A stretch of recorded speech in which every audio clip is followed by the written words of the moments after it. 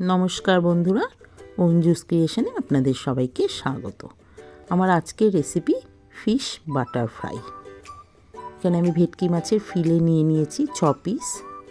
এবার আমি মাছগুলোকে ম্যারিনেট করে নেব। এখানে আমি লবণ দিয়ে দিচ্ছি, গোলমরিচের গুঁড়ো দিয়ে দিচ্ছি, আর একটু লেবুর রস দিয়ে মাছগুলোকে আমি মেখে নেব। এবং মাছগুলো মেখে নিয়েছি। এবার এটাকে আমি ঢাকা দিয়ে 15 মিনিট মতো রেখে দিয়েছি। এবার এখানে ধনেপাতা, পেঁয়াজ, রসুন আর কাঁচা লঙ্কা মিক্সিতে পেস্ট করে একটা পেস্ট তৈরি করে নেব।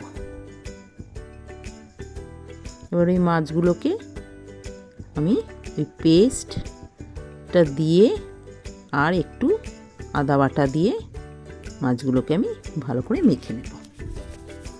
এখন মাছগুলো আমার মাখা হয়ে গেছে। এবার এটাকে ঢেকে আমি 30 থেকে 40 মিনিট মতো রেখে দিয়েছি।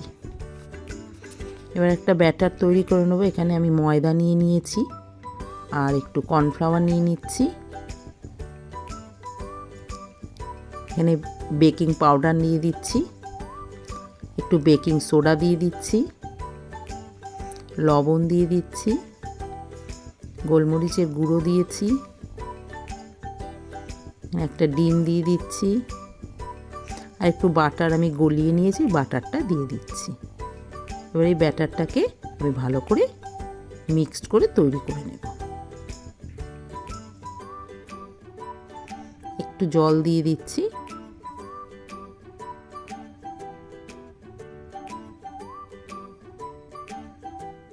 দেখুন ব্যাটার আমার তৈরি হয়ে গেছে।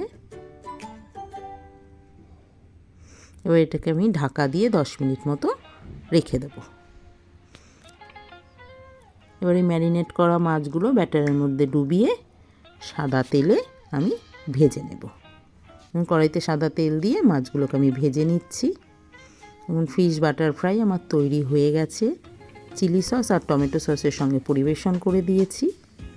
দেখা হবে আবার নতুন কোনো রেসিপি নিয়ে। সবাই ভালো থাকবেন, সুস্থ থাকবেন। ধন্যবাদ।